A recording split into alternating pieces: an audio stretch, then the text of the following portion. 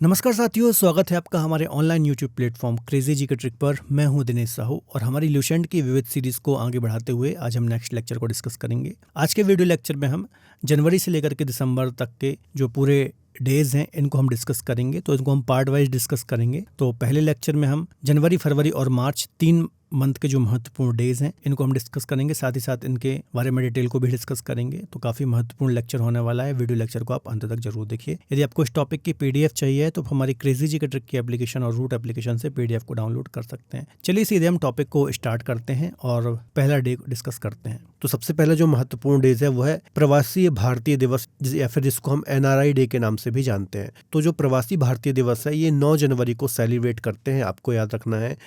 और प्रत्येक 2 वर्ष में हम इसको सेलिब्रेट करते हैं। अब देखिए इसको मनाए जाने के पीछे क्या रीज़न है, फिर इसके हम थोड़ा सा ट्रिक भी समझेंगे कि कैसे आप इसको याद कर सकते हैं। तो भारत के विकास में जो प्रवासी भारतीय समुदाय हैं इसके योगदान को चिन्हित करने के लिए हम 9 जनवरी को प्रवासी भारतीय दिवस के रूप में सेलिब्रेट करते हैं। अब ये प्रवासी भारतीय क्या होते हैं, ठीक है, तो इसको भी ज़रा समझ लीजिए। देखिए प्रवासी भारतीयों को समझने से पहले आपको प्रवास के बारे में समझना होगा। प्रवास का अर्थ क्या होता है? जब भी लोग एक नए क्षेत्र में या फिर एक देश में कमाने के लिए या फिर बेहतर रहन सहन के लिए शिफ्ट होते हैं, आवागमन करते हैं, तो इसी परिवर्तन को, इसी बदलाव को हम क्या बोलते हैं? प्रवास बोलते हैं। अब अंतर्राष्ट्रीय स्तर पर यदि हम इसे देखेंगे तो एक देश से आदमी दूसरे देश जाएगा, और यदि हम अपने ही देश में देखेंगे तो बहुत सारे लोग रोजी रोटी की तलाश में एक राज्य से दूसरे राज्य भी प्रवास करते हैं। तो बेसिकली प्रवास का मतलब यही होता है। आई थिंक आप समझ गए होंगे। इसके अलावा 9 जनवरी को भारतीय प्रवासी दिवस मनाते क्यों हैं? तो इसी दिन 9 जनवरी के दिन वर्ष 1915 में हमारे राष्ट्रपिता महात्मा गांधी दक्षिण अफ्रीका से भारत लौटे थे, जिन्होंने हमारी भारतीय स्वतंत्रता में एक बहुत ही महत्वपूर्ण योगदान दिया है। तो इसी के चलते हम भारतीय प्रवासी दिवस को सेलिब्रेट करते हैं। इसके अलावा इस दिवस को हम वर्ष 2003 से प्रत्येक वर्ष सेलिब्रेट कर रहे थे, लेकिन वर्ष 2015 के बाद से प्रत्येक 2 वर्ष में हम इसे सेलिब्रेट करते हैं। आपको याद रखना है, ठीक है। 9 जनवरी को ये मनाया जाता है। इसके अलावा जब ये डे हम सेलिब्रेट करते हैं तो प्रवासी भारतीय सम्मेलन का भी आयोजन किया जाता है। आपको याद रखना है, ठीक है। अब बताना है कि जो लास्ट प्रवासी भारतीय सम्मेलन हुआ था ये किस शहर में आयोजित हुआ था, इसका आपको कमेंट बॉक्स में आंसर देना है। अब देखिए प्रवासी भारतीय दिवस को आप ऐसे याद रख सकते हैं। प्रवास मतलब अभी जैसे मैंने बताया कि एक देश से दूसरे देश लोग अच्छे रहन सहन, बेहतर रहन सहन या फिर अच्छी इनकम के लिए शिफ्ट होते हैं, ठीक है। तो बहुत सारे लोगों को एक देश से दूसरे देश या फिर अपना देश छोड़ करके जाना अच्छा नहीं लगता, ठीक है। तो आप क्या बोलेंगे? प्रवास करने की जब भी बात आएगी तो आप नो बोलेंगे, है ना। तो 9 जनवरी ऐसे आपको याद रखना है। प्रवास मतलब नो, है ना, और नो से आप 9 जनवरी को रिलेट कर सकते हैं, तो ईजिली आपको याद रह पाएगा, ठीक है। चलिए अगला है विश्व हिंदी दिवस। तो विश्व हिंदी दिवस जो है ये 10 जनवरी को हम सेलिब्रेट करते हैं। अब देखिए इसको सेलिब्रेट क्यों करते हैं? तो हिंदी भाषा को बढ़ावा देने के उद्देश्य से प्रतिवर्ष हम 10 जनवरी को विश्व हिंदी दिवस के रूप में सेलिब्रेट करते हैं। इसको 10 जनवरी को ही क्यों मनाते हैं? तो इसके लिए आपको एक महत्वपूर्ण डेट पता होना चाहिए। 10 जनवरी 1974, ठीक है। 10 जनवरी 1974 को नागपुर में पहला विश्व हिंदी सम्मेलन आयोजित हुआ था, ठीक है। ये भी फैक्ट बहुत महत्वपूर्ण है आपके किसी भी कॉम्पिटिटिव एग्जाम के दृष्टिकोण से। 10 जनवरी 1974 को नागपुर में पहला विश्व हिंदी सम्मेलन आयोजित हुआ था। इसी के चलते हम 10 जनवरी को विश्व हिंदी दिवस सेलिब्रेट करते हैं। क्लियर है? याद रखिएगा, ठीक है। अब देखिए यहाँ से आपको 2 चीज़ें याद हो रही हैं। चूँकि पहला विश्व हिंदी सम्मेलन भी 10 जनवरी को आयोजित हुआ था और इस डे को भी हम 10 जनवरी के दिन मनाते हैं, तो यहाँ से आपको 2 फैक्ट याद हो रहे हैं और इसी से ये रिलेटेड है। तो इसमें आपको ट्रिक लगाने की आवश्यकता नहीं है। आप बस याद कर लीजिए कि पहला विश्व हिंदी सम्मेलन कब हुआ था, तो आपको वहाँ से विश्व हिंदी दिवस याद हो जाएगा, ठीक है। इसके अलावा वर्ष 2018 में मॉरिशस के पोर्ट लुइस में विश्व हिंदी सचिवालय भवन का भी उद्घाटन किया गया था। आपको याद रखना है। इसके अलावा 10 जनवरी 2006 को प्रतिवर्ष विश्व हिंदी दिवस के रूप में मनाए जाने की घोषणा प्रधानमंत्री मनमोहन सिंह के द्वारा की गई थी। आपको याद रखना है। इसके अलावा एक और पॉइंट यहाँ पर हम डिस्कस कर लेते हैं कि राष्ट्रीय हिंदी दिवस जो है ये हम 14 सितंबर के दिन सेलिब्रेट करते हैं। तो ये थोड़ा सा आपको याद रखना है। चलिए अब आपको बताना है कि राष्ट्रीय हिंदी दिवस को हम कब सेलिब्रेट करते हैं, इसका आपको कमेंट बॉक्स में आंसर देना है, ठीक है। अब देखिए 2 महत्वपूर्ण डे हमने डिस्कस किए। एक हमने डिस्कस किया है प्रवासी भारतीय दिवस और एक हमने डिस्कस किया है विश्व हिंदी दिवस, ठीक है। तो इसको आप ऐसे भी याद कर सकते हैं कि चूँकि हम 10 जनवरी को विश्व हिंदी दिवस मनाते हैं, इसी के चलते हमने 9 जनवरी को प्रवासी भारतीयों को इनवाइट किया कि आप आइए, 10 जनवरी को हम विश्व हिंदी सम्मेलन करने जा रहे हैं, तो आप भारत आइए और इस सम्मेलन में हिस्सा लीजिए। ठीक है, तो ऐसे भी आप इसको याद कर सकते हैं। बाकी मैंने आपको बताया 9 जनवरी का जो प्रवासी भारतीय दिवस है वो 9 से आप याद कर सकते हैं कि आपको प्रवास करना है तो आपको मना करना है, आप प्रवास नहीं करेंगे दूसरे देश में। और विश्व हिंदी दिवस को आप पहले विश्व हिंदी सम्मेलन से भी याद कर सकते हैं। ठीक है, तो ये 2 तरीके मैंने बताए हैं कैसे भी आप याद कर सकते हैं। दोस्तों, टॉपिक को आगे डिस्कस करने से पहले मैं आपको थोड़ा सा अपडेट देना चाहूँगा। यदि आप हमारे साथ जुड़ करके किसी भी एग्ज़ाम की तैयारी करना चाहते हैं तो प्ले स्टोर से आप हमारी रूट एप्लीकेशन को डाउनलोड कर सकते हैं। यहाँ पर आपको डिफरेंट फाउंडेशन कोर्सेज मिल जाते हैं, तो इन फाउंडेशन कोर्सेज को आप अवेल कर सकते हैं। आप किसी भी एग्ज़ाम की यदि तैयारी कर रहे हैं तो आपके एग्ज़ाम के लिए सारे कोर्सेज हमारी एप्लीकेशन पर अवेलेबल हैं। इसके अलावा हाल ही में सिविल सर्विसेज के लिए हमने जीएस का आरंभ 2.0 बैच लॉन्च किया है, तो ये बैच बिल्कुल लाइव है। यदि आप किसी भी सिविल सर्विसेज एग्ज़ाम की तैयारी कर रहे हैं, स्टेट पीसीएस या फिर यूपीएससी, तो आप इस बैच को अवेल कर सकते हैं। इसके अलावा यदि आप सिविल सर्विसेज के लिए ज्योग्राफी पढ़ना चाहते हैं तो मेरा ज्योग्राफी का कोर्स भी लाइव है, तो आप वहाँ पर मेरे साथ जुड़ करके ज्योग्राफी भी पढ़ सकते हैं। अगला है राष्ट्रीय युवा दिवस। तो जो राष्ट्रीय युवा दिवस है ये हम 12 जनवरी को सेलिब्रेट करते हैं। और इसके अलावा इसको हम सेलिब्रेट क्यों करते हैं, तो यह दिन जो है ये स्वामी विवेकानंद की जयंती है, तो प्रत्येक वर्ष 12 जनवरी को हम राष्ट्रीय युवा दिवस के रूप में सेलिब्रेट करते हैं।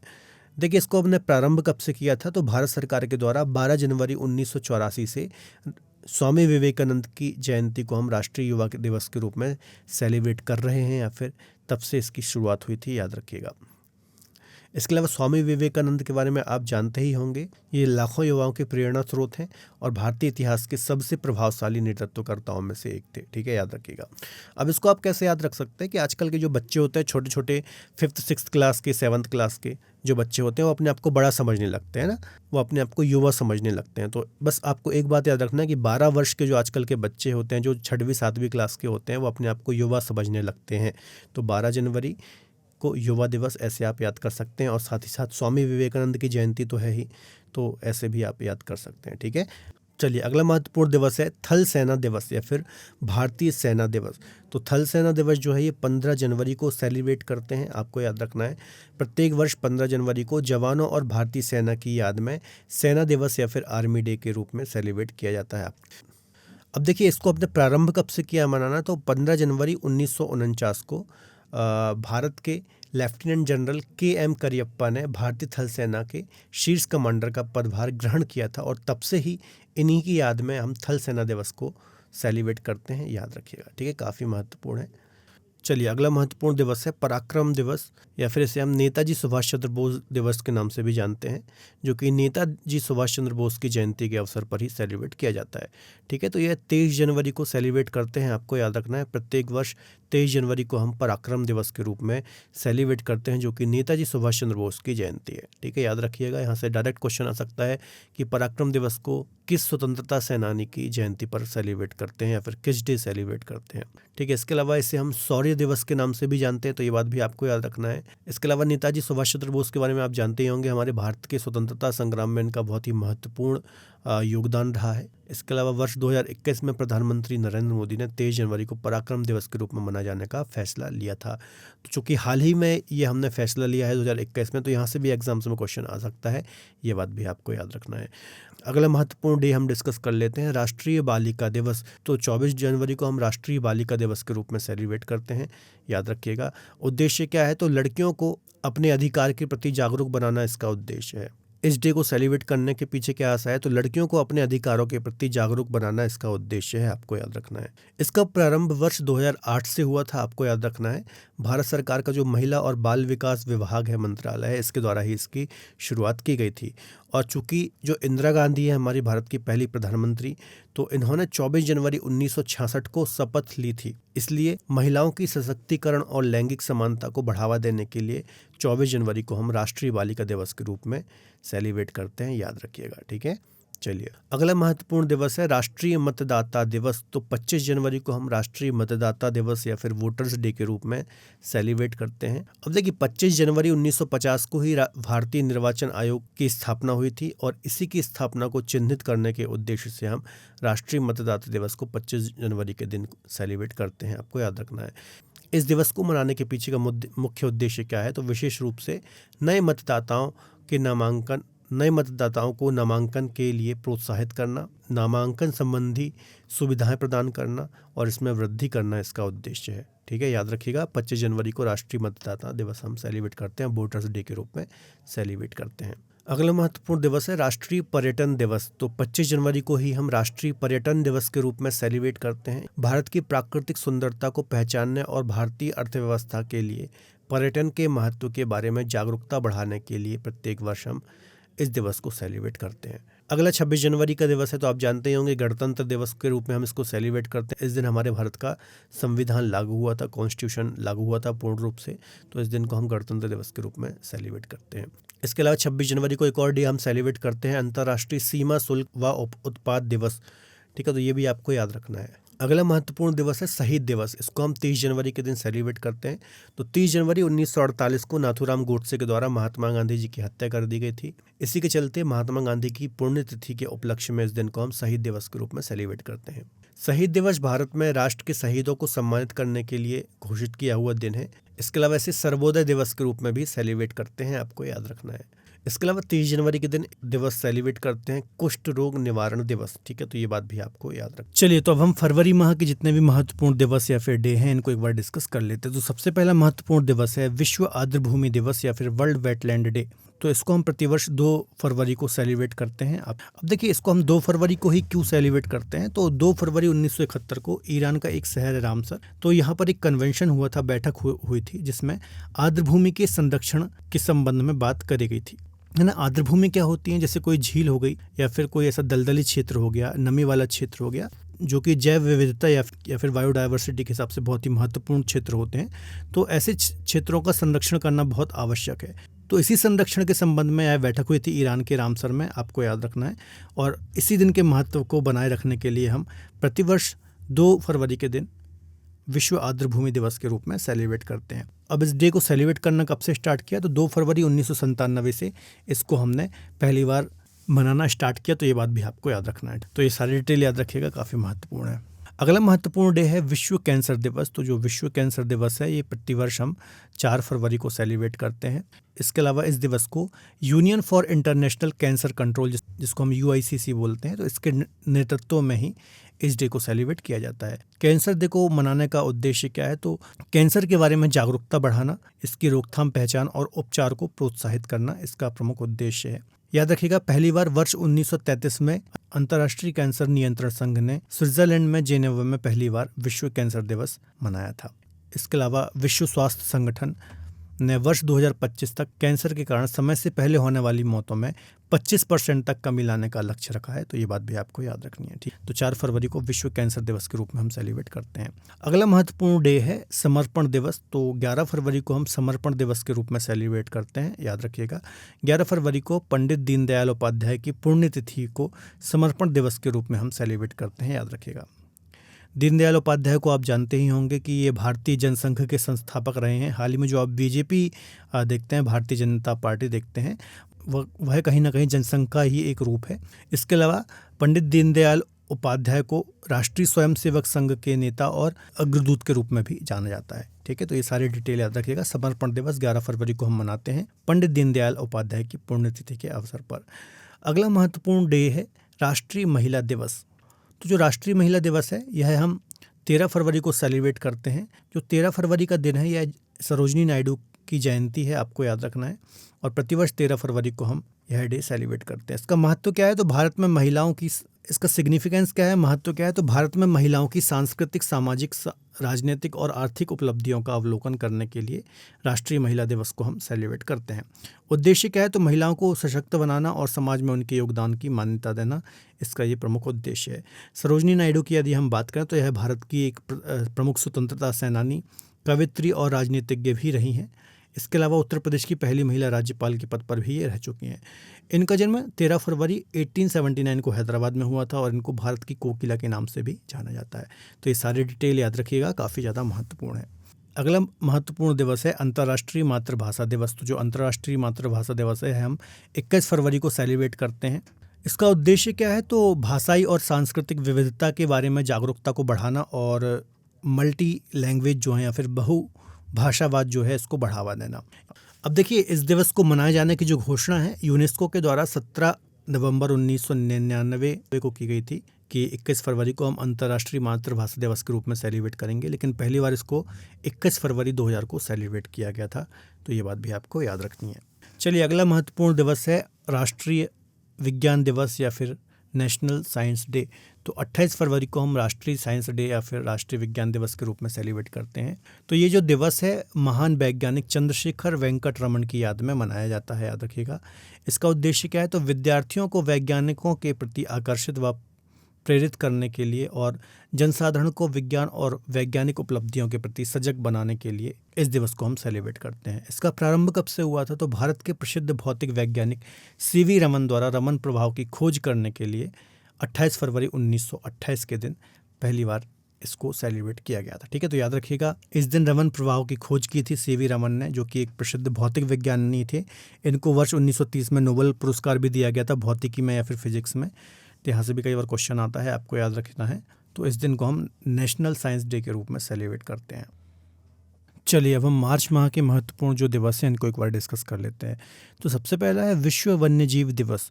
तो जो विश्व वन्यजीव दिवस है हम प्रतिवर्ष 3 मार्च को सेलिब्रेट करते हैं, या फिर इसको हम वर्ल्ड वाइल्ड लाइफ डे भी बोलते हैं। तो 3 मार्च को इसको हम सेलिब्रेट करते हैं। तो याद रखना, इसका मुख्य उद्देश्य क्या है? दुनिया के वन्य जीवों और वनस्पतियों के बारे में जागरूकता को बढ़ाना इसका उद्देश्य है। इसके अलावा इसकी जो शुरुआत हुई थी वर्ष 2013 से हुई थी। प्रत्येक वर्ष 3 मार्च को हम 2013 से ही इसको सेलिब्रेट कर रहे हैं। अगला महत्वपूर्ण डे है अंतर्राष्ट्रीय महिला दिवस। तो ये बहुत ही महत्वपूर्ण डे है, दिवस है। तो प्रत्येक वर्ष 8 मार्च को हम अंतर्राष्ट्रीय महिला दिवस या फिर इंटरनेशनल विमेन डे के रूप में सेलिब्रेट करते हैं। महिलाओं को समाज में बराबरी, लोगों को उनके अधिकारों को लेकर जागरूकता प्रदान करने के मकसद से इस डे को हम सेलिब्रेट करते हैं। देखिए, पहली बार 1911 में डेनमार्क, स्विट्जरलैंड, ऑस्ट्रेलिया और जर्मनी में पहला अंतर्राष्ट्रीय विमेन डे सेलिब्रेट किया गया था। इसके बाद 8 मार्च 1975 को संयुक्त राष्ट्र या फिर यूएन ने महिला दिवस को आधिकारिक तौर पर मान्यता दी, और इसके बाद हर साल प्रत्येक वर्ष इस दिन को एक स्पेशल थीम के साथ हम सेलिब्रेट करते हैं या फिर मनाते हैं। तो बहुत ही महत्वपूर्ण डे है। मल्टीपल टाइम्स यहाँ से एग्जाम में क्वेश्चन आया है, आपको ध्यान से इसको याद रखना है। चलिए, अगला महत्वपूर्ण दिवस है विश्व उपभोक्ता अधिकार दिवस। तो इसको हम प्रतिवर्ष 15 मार्च को सेलिब्रेट करते हैं। इसको हम इंग्लिश में वर्ल्ड कंज्यूमर राइट डे के रूप में भी जानते हैं। देखिए, उपभोक्ता मामलों का जो विभाग है, ठीक है, कंज्यूमर राइट का जो डिपार्टमेंट है, इसके द्वारा ही 15 मार्च को विश्व उपभोक्ता अधिकार दिवस सेलिब्रेट किया जाता है। इसका महत्व क्या है? तो उपभोक्ता संरक्षण को बढ़ावा देना, उपभोक्ताओं के अधिकारों के वैश्विक ज्ञान को बढ़ावा देने के उद्देश्य से ही प्रतिवर्ष इसको हम सेलिब्रेट करते हैं। इसके अलावा इस दिन का उपयोग वैश्विक बाजार असमानताओं के बारे में जागरूकता बढ़ाने के लिए भी किया जाता है। इसके अलावा वैश्विक बाजारों में जो असमानताएं हैं, इसके बारे में जागरूकता बढ़ाने के लिए भी इस डे को सेलिब्रेट किया जाता है। अगला इम्पॉर्टेंट डे है राष्ट्रीय टीकाकरण दिवस। तो प्रत्येक वर्ष 16 मार्च को हम राष्ट्रीय टीकाकरण दिवस या फिर नेशनल वैक्सीनेशन डे के रूप में सेलिब्रेट करते हैं। तो याद रखिएगा, देश में हर साल 16 मार्च को नेशनल वैक्सीनेशन डे के रूप में हम सेलिब्रेट करते हैं। और इस डे को मनाए जाने की जो शुरुआत है 1995 या फिर 1995 से की गई थी। इसके अलावा भारत में वर्ष 1995 से इसी दिन यानी 16 मार्च को मुंह के जरिए पोलियो वैक्सीन की खुराक पहली बार दी गई थी, है ना। आप जानते होंगे कि जो बच्चों को पोलियो की खुराक दी जाती है तो मुंह के द्वारा उसको ड्रॉप के थ्रू पोलियो की वैक्सीन दी जाती है, ठीक है। तो इसी दिन को 16 मार्च को पहली बार 1995 में ये खुराक दी गई थी। तो याद रखिएगा, काफ़ी महत्वपूर्ण डे है। यहाँ से एग्जाम में क्वेश्चन मल्टीपल टाइम्स पूछे गए हैं। चलिए, अगला महत्वपूर्ण डे है विश्व वानिकी दिवस, जिसको हम 21 मार्च को सेलिब्रेट करते हैं, या फिर इसको इंटरनेशनल डे ऑफ फॉरेस्ट भी बोलते हैं। तो इसका उद्देश्य क्या है? जो वन हैं और जो वनों में वृक्ष होते हैं, तो इनके प्रति जागरूकता बढ़ाने के लिए 21 मार्च को अंतर्राष्ट्रीय वन दिवस या फिर विश्व वन दिवस के रूप में हम सेलिब्रेट करते हैं। इसके अलावा सभी प्रकार के जो भी वन हैं, इनके प्रबंधन, संरक्षण और विकास को बढ़ावा देना इसका उद्देश्य है। इसके अलावा देखिए, ये प्रारंभ कब से हुआ है? तो संयुक्त राष्ट्र के खाद्य और कृषि संगठन ने वर्ष 1971 में विश्व वानिकी दिवस की स्थापना की थी, और इसके बाद से ही आधिकारिक तौर पर अंतर्राष्ट्रीय वन दिवस की शुरुआत हुई, ठीक है। तो याद रखिएगा। अगला महत्वपूर्ण दिवस है विश्व जल दिवस। तो जो विश्व जल दिवस है या फिर वाटर डे है, यह 22 मार्च को हम सेलिब्रेट करते हैं। तो जल के महत्व को उजागर करने के उद्देश्य से प्रतिवर्ष 22 मार्च को हम इस डे को सेलिब्रेट करते हैं।